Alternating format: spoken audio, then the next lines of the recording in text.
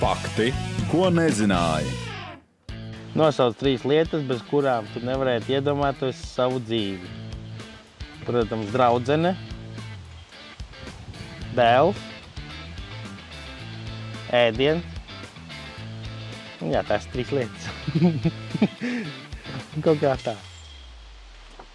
3 pozitīvas īpašības, kuras tu gribētu redzēt cilvēkos. Es baigi uz viņiem neskatos, tā kā man baigi tam nav laika.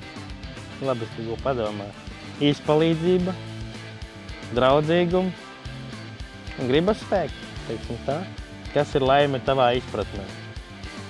Ģimene, ēdiens, kas esmu vesels.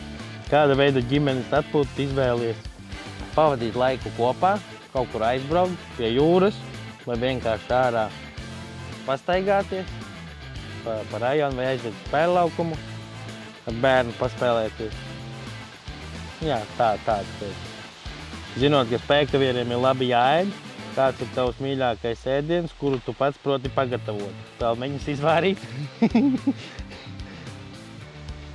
rīšus izvārīt un gaļu sacept varbūt.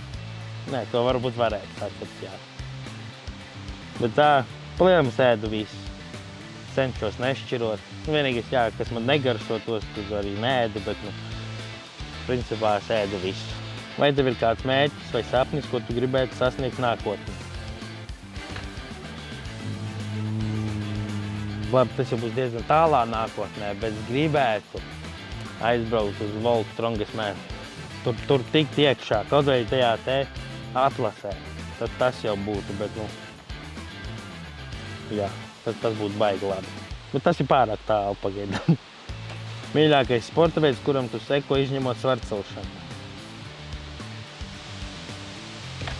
Tik pa laikam ralliju paskatos, man patīk, kā viņi ātri brauc kā psihopāti pa lielam. Tur ir jābūt bišķi iekšā. Tad vēl BMX ik pa laikam paskatos.